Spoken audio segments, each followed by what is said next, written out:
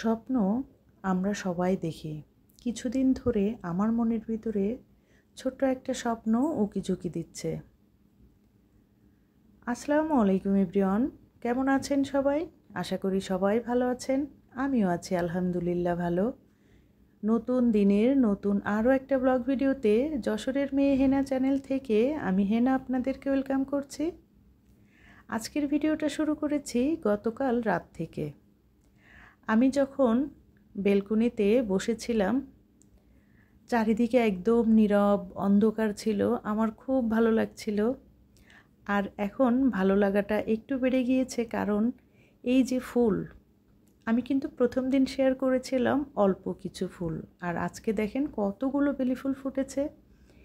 এর একটা ফুলে এত ঘ্রাণ, তাহলে এতগুলো ফুলে কত ঘ্রাণ। আমার খুব ভালো লাগছিল, তাই কিন্তু আপনাদের সঙ্গেও একটু শেয়ার করব বলেই ভিডিও করে রেখেছিলাম। যেহেতু এটা লাইফস্টাইল ব্লগ, তাই আমাদের প্রতিদিনই যা যা কাজ সেটাই কিন্তু একটু একটু করে ভিডিও করে আপনাদের সঙ্গে বড় একটা ভিডিও আকারে শেয়ার করা হয়। এখন থেকে প্রায়ই আপনারা কিন্তু আমার এই ফুলগুলো দেখতে পাবেন। যাই হোক, এখন চলে এসেছি পরের দিন সকালে ঘুম থেকে উঠে আমি অফ ক্যামেরাতে নাস্তা তৈরি করেছি, খেয়েছি। আর নাস্তা খাওয়ার পরে এখন চলে এসেছি অন্যান্য কাজ করার জন্য। যেহেতু আমি ঈদের ছুটি শেষ করে বাসায় এসেছি 20 দিন পর, আর এই 20 দিনে আমি আমার বাসায় এসে পুরাই অবাক। আমার বাসায় এখন আমারই জায়গা নেই, অন্যরাই জায়গা তৈরি করে নিয়েছে। আর তারা কারা জানেন? তারা হচ্ছে ধুলা, ময়লা, তারপরে হচ্ছে ছোট ছোট ওই যে কি বলে তেলাপোকা, এগুলো, যেটা আমার বাসায় কখনোই ছিল না। একটু অবাক হচ্ছেন? অবাক হওয়ার কিছুই নেই। আমরা প্রতিদিনই অন্তত একবার হলেও ঘর পরিষ্কার করি, তারপরেও কিন্তু ধুলা আমাদেরকে ছাড়তেই চায় না। আর আমি যেখানে 20টা দিন বাসায় ছিলাম না, দেখেন কি অবস্থা। তবে আমিও একদম কোমরে কাপড় বেঁধে নেমেছি অভিযানে। আজকের অভিযান হচ্ছে পরিষ্কার অভিযান। আমি অফ ক্যামেরাতে কিন্তু সুপার কাপড়গুলো ভিজাতে দিয়ে আসছি, আর এখন চলে এসেছি টিভি ক্যাবিনেটটা পরিষ্কার করার জন্য। প্রচুর ধুলা ছিল, কিছুই করার নেই। আসলে আমরা যখন বাসায় থাকি প্রতিদিনই একটু একটু করে কাজ করি, যার কারণে এত কষ্টও হয় না, আর এত ধুলাও কিন্তু পড়তে পারে না। শুধুমাত্র বাসায় না থাকলেই এই অবস্থাটা হয়।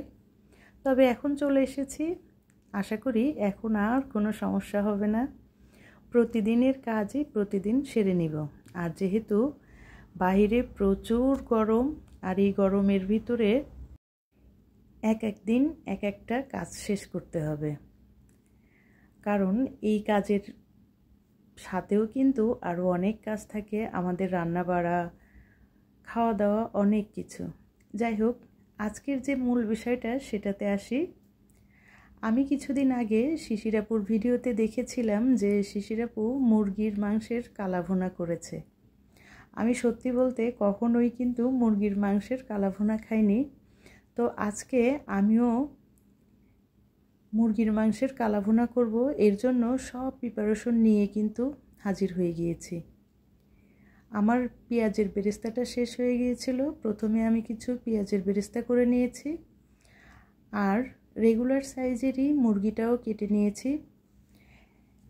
এখন একে একে আপুর কিছুটা রেসিপি আর আমার কিছুটা অ্যাড করে তারপরে আমি হচ্ছে কালাভুনা করব। আজকের রেসিপিটা সত্যি বলতে যখন ভয়েস দিচ্ছিলাম আমি কিন্তু মাংসটা খেয়েছি। আমার কাছে মুরগির মাংস মনে হচ্ছে যে খাওয়া এটাই একটা বেস্ট। আপনারা চাইলে কিন্তু এটা ফলো করতে পারেন। আমি প্রথমে মাংসটা পানি ঝরিয়ে নিয়েছি, তার উপরে বেরেস্তা দিয়েছি, আর নিচ থেকে অ্যাড করেছি হচ্ছে টমেটো। তারপরে একটু টক দই দিয়েছি, আদা বাটা, রসুন বাটা, তারপরে দিয়েছি পরিমাণ মতো লবণ, আর দিয়েছি হচ্ছে শুকনা মরিচের হচ্ছে পাউডারটা, ধনে গুঁড়া, তারপরে হচ্ছে জিরা গুঁড়া, সব কিছু, হলুদ, যা যা মশলা আছে পরিমাণ মতো সব কিছু দিয়ে নিয়েছি। আর এখানে আমি অ্যাড করেছি হচ্ছে সবচেয়ে যে মজার বিষয়, সেটা হচ্ছে কালাভুনার যে মশলাটা থাকে সেই মশলাটা। আসলে এখানে কিন্তু যে শুধু গরুর মাংসেই এটা ব্যবহার করতে হবে সেটা যেহেতু লেখা নেই, তো আমি কিন্তু ইচ্ছা করেই এই মশলাটা অ্যাড করেছি পরীক্ষামূলক, যে কেমন হয় সেটা দেখার জন্য।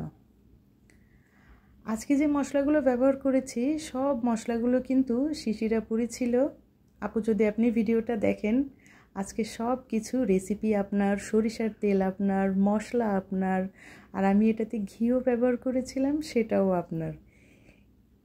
যাই হোক, রান্নাটা কিন্তু খুব মজা হয়েছিল। আর এখন আমি সব মশলা সব কিছু দিয়ে তেল দিয়ে সুন্দর করে মেরিনেট করে 5 মিনিটের জন্য রেখে দেব। আর এই 5 মিনিটে আমি একটু তেল গরম করে নিব। আসলে অনেকক্ষণ মেখে রাখার কোনোই প্রয়োজন নেই। রান্না কিন্তু আমরা প্রতিদিনই করে থাকি, তবে মাঝে মাঝে না রান্নার একটু ব্যতিক্রম রেসিপি যদি হয়, খেতেও যেমন মজা হয়, নতুন কিছু শেখাও যায়। আর আজকের এটা কিন্তু একদমই আমার কাছে নতুন হলেও আমার কাছে খুব ভালো লেগেছে। আর এই রান্নাটা যদি কেউ করে থাকেন বা করেন বা করবেন বলে প্ল্যান করছেন, তাহলে সরিষার তেল দিয়ে করার জন্য চেষ্টা করবেন। কারণ হচ্ছে কালাভুনা আমার মনে হয় কালারটা আসার জন্য মশলাটা যেমন জরুরি, ঠিক তেমনই সরিষার তেলটা দিলেও না কালারটাও ভালো হয়, আবার হচ্ছে খেতেও কিন্তু অনেক মজা হয়।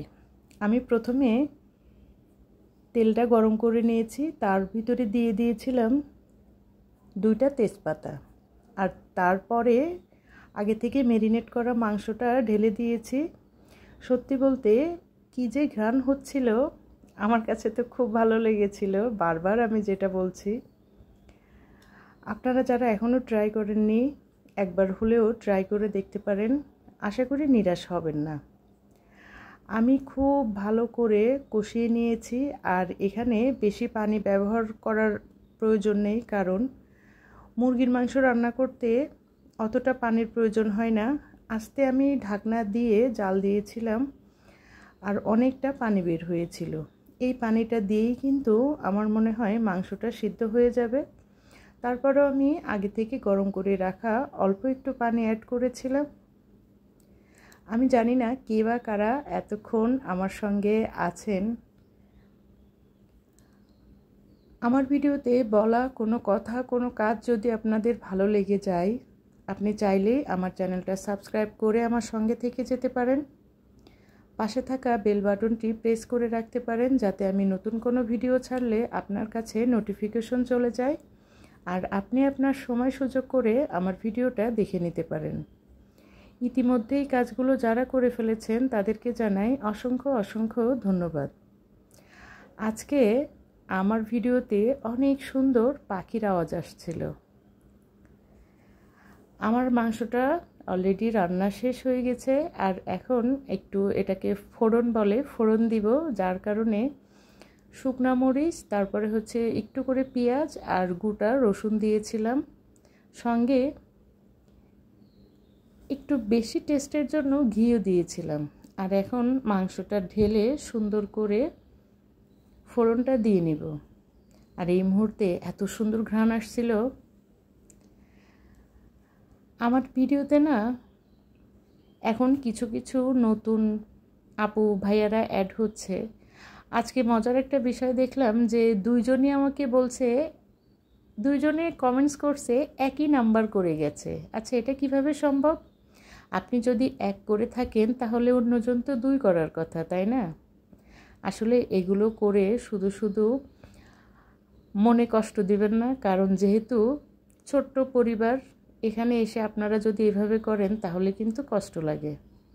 যাই হোক, আপনাদের সঙ্গে কথা বলতে বলতে কিন্তু আমার রান্নাটা একদম কমপ্লিট। গরম ভাতের সঙ্গে বা রুটি পরোটা যেটার সঙ্গে হোক খেতে পারবেন, খুবই মজার। আজকে এই মজাদার খাবার খেতে খেতে আপনাদের কাছ থেকে বিদায় নিচ্ছি। সবাই ভালো থাকবেন, সুস্থ থাকবেন। আসসালামু আলাইকুম।